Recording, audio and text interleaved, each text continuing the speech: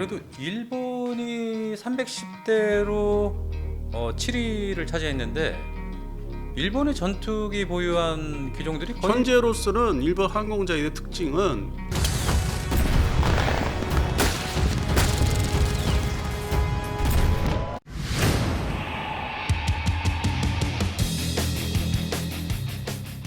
뭐 아직까지는 전수방위 개념으로 운영하고 있으니까 그 F-15J 방공 전투기, 제공 전투기라 할 수 있는 F-15J가 주력이죠. 200대 미만으로 가지고 있는데 뭐 추락 사고도 있는 숫자를 빼면 200대 미만이라 표현을 하고 싶은데 그게 주력이고 어떤 지상 타격과 해상에서의 적 함정을 이제 공격하는 공대함이나 공대지 공격 용도의 F2는 90대 미만이에요. 그 비중이 방공, 제공 전투에 맞춰져 있고 우리하고 좀 틀리죠 성격이. 근데 대한민국 공군은 F-15K가 59대. 그 아까 말씀드린 KF-16 그 시리즈가 거의 뭐 상당 부분. 그래서 우리는 그 제공 전투뿐만 아니라 지상 공격 그 용도가 좀 다르죠 서로 성격이. 그래서 단적으로 뭐 어디가 앞선다, 뭐 어디가 모자라다. 지금은 좀 얘기하기 좀 그렇죠. 평가하기가 좀 애매모호한 게 있어요. 우리도 많이 발전을 했기 때문에, 우리도 조경복이 있고 공중급이 있고 하기 때문에 지금은 상당히 성장했고 글로벌 호크라는 또 정찰, 무인 정찰기 있지 않습니까? 네네. 일본도 최근에 도입을 하고 있고 네. 그래서 미국의 어떤 동부가 항공전력의 분포도를 이렇게 좀 이렇게 양쪽 다 어느 정도 키워놓은 것 같아요. 미국이 생각하는 그 어떤 그 국방 정책이라는 게.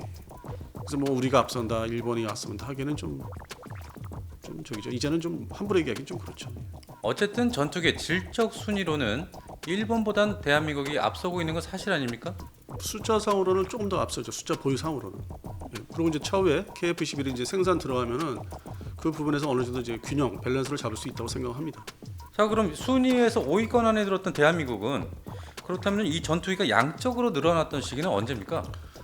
두 번의 경우가 있었는데 최초의 어떤 양적으로 이제 확대되기 시작한 시점이 1975년도부터죠. 75년에 예. 박정희 예. 대통령.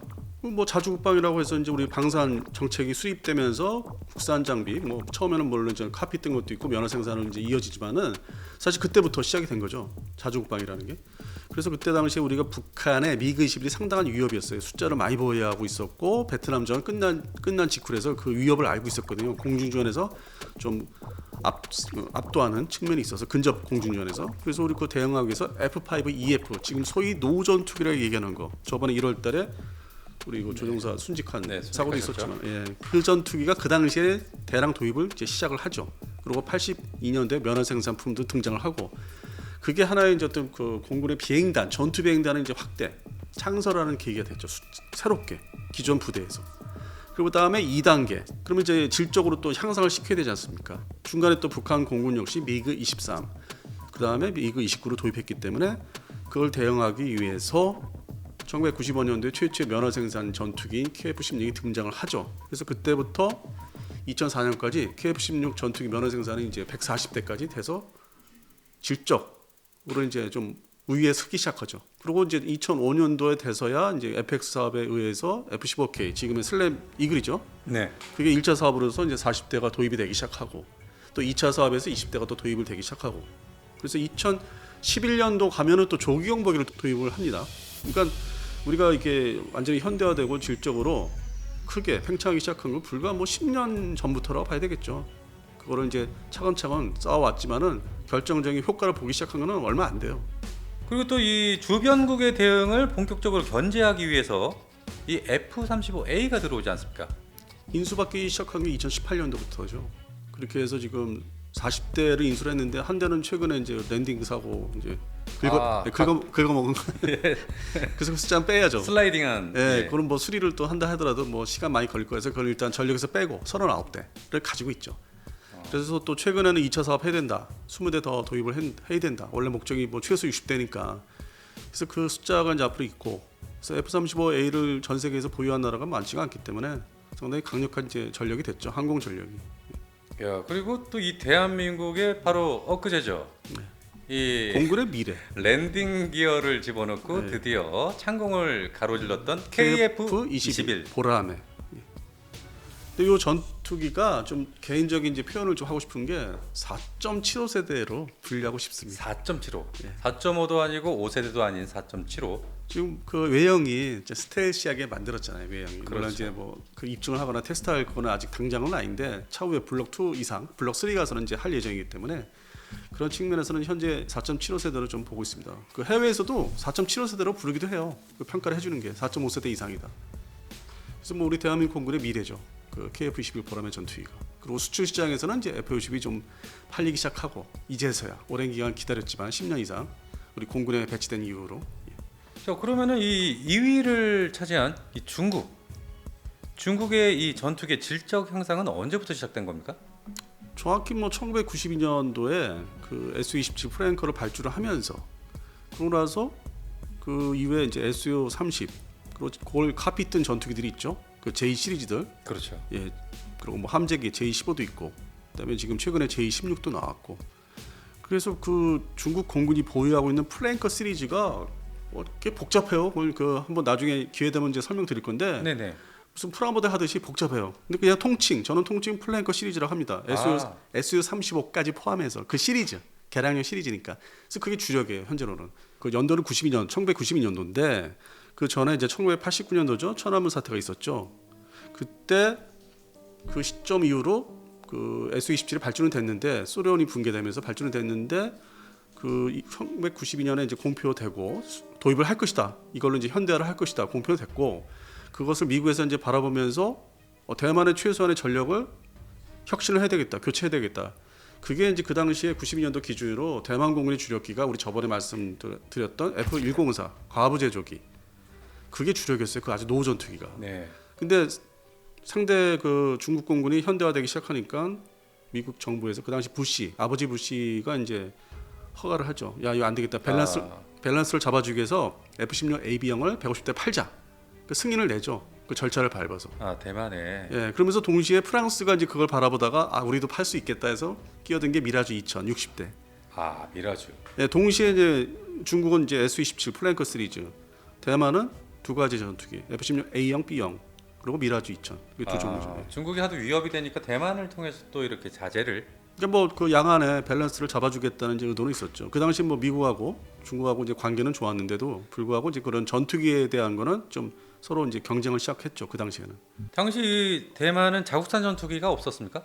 80년대 개발한 게 있습니다. IDF라고. IDF. 네, 경국이라는 전투기. 경국. 예, 그게 한문으로 대만 한문으로 경국이라고 하더라고요. 네네네. 근데 이게 재밌는 게 IDF라는 이 경국이라는 전투기가 기술 지원, 설계 지원과 기술 지원 이런 게 이제 미국이 그 민간 그 베이스로 미국의 지금의 로키드 마틴이죠. 로키드 마틴 포트워스 공장인데 그쪽에 이제 설계진들인데 그 당시에는 제너럴 다이나믹스사였어요. 네네. 80년대는. 거기 그 해당되는 기술진들이 이제 직간접적으로 참여를 해서 탄생하는데 좀 도움을 줬죠. 그러고 나서 이제 또 일본이 F2 전투기 사업이 생겼어요. 그 직후에 88년도 9년도에. 그래서 어떤 우여곡절 끝에 역시 미국이 개입을 해서 F2의 공동 개발로 이제 형식을 만들었죠. 뭐 그 스토리는 뭐 되게 복잡한 얘기인데. 그래서 F2를 이제 만들어서 그것도 기술이 역시 그 포트워스 공장의 기술진들이 참여를 한 거고. 그러면은 대만의 IDF, 네. 일본의 F2, 그리고 재밌는 게 이제 한국의 FA 52. 또 같은 기술진이 참여를 한 거죠. 그래서 이게 그러면 네. 혈통이 같은 거 아닙니까? 그것도 뭐 저희 뭐 사촌 관계라도 될 수 있죠. 그러니까 동북아의 국산 전투기는 다 이렇게 해서 탄생이 되죠. 미국의 제너럴 다이내믹스, 현재의 럭키드 마틴사의 포트워스 공장에 있는 기술진들이 참여했던 거. 그래서 뭐 국방과학연구소에서 10년 전에 저하고 이제 KF-21 그 당시에는 KF-X죠. 그 사업 관련돼서 탐색 개발이라든지 그 참여하신 분들이 어느 날 갑자기 불러들이 자료를 주시더라고요. 우리가 그 전에는 이렇게 해왔다. 근데 앞으로 KF-11은 아주 순수하게 독자 개발을 하는 전투기다. 그래서 그 당시에 그 삼형제에 대해서 이렇게 자료를 주시더라고 보라고. 그 기술 제공자들 참여자들이 사실 미국의 럭키드 마틴 포트워스 기술진이다. 그렇게 해서 그 설명을 이제 늘 하신 다음에 이제 KF-11은 이제 그런 건 아니다. 벗어나고자 한다. 독자 개발이 이제 이렇게 길을 이제 걸을 것이다 하면서 설명을 하기 위해서 그 내용을 이제 말씀들을 하시죠. 3대 그 전투기에 대해서 동북아 전투기. 예. 자, 이렇게 해서 전 세계에서 대한민국 공군력이 어느 정도 되나를 이렇게 알아봤는데요. 예. 아무튼 5위 안에 들어가는 쾌거를 이뤘습니다. 근데 그렇다고 해서 그거 숫자를 만족해하거나 거기서 머물 게 아니라 지금 우리한테 주어진 과제가 F-50 수출 문제도 나왔고요. 그것도 개량해서 그다음에 이제 KF-11 보람의 개발 문제도 있죠. 이제 출발했으니까. 그리고 이제 다행히도 KF-16 업그레이드가 이제 순조롭게 진행돼서 전력화돼서 이제 뭐 호주의 피치블랙도 갔다 왔고 공개가 많이 되고 있어요. 그 사진으로도. 그러면 또 뭐가 남았을까? F-15K 업그레이드 사업이 남아 있는데 아직 정책적으로 결정이 안 됐고 예산화까지 가려면 아직도 시간이 걸리는 거. 아, 혹시 이것도 한 10년 걸리는 거 아닙니까? 좀 걱정되는 게 공군의 이제 개발 사업들이 많고 어떤 돈을 쓸 곳이 많잖아요. 그러면은 이건 필요성이 지금 상당히 강한데 이거는 대형 전투기지 않습니까? 그래서 네. 핵심은 역시 그 15K 레이더를 기계식 레이더에서 A사 레이더로 교체해야 되거든요. 그러면서 그 연동된 전장비 다 뜯어 고쳐야 되고 조종석도 이제 완전히 디지털화 시켜야 되고. 그래서 그 사업도 돈이 꽤 드는 걸로 이제 알려져 있죠, 시중에. 완전 대수술을 해야 되니까요. 근데 이거에 대해서만 유별나게 좀 밀리고 있어요. 그래서 제가 개인적으로 걱정하는 건 15K 업그레이드를 빨리 좀 하자. 아무래도 밀리는 데는 어떤 이유가 있을 것 같은데 어떤 점이 문제라고 보십니까? 비싸다 일단. 아. 보잉사에서 원 제작사에서 제시하는 그 견적이 너무 비싸다. 아, 엄두가 안 나고 우리가 돈이 쓰거나 많이 분산돼 있다. 여기저기 사업들이 많아서. 그래서 이제 미루는 거죠. 일단은 골치 아프다고.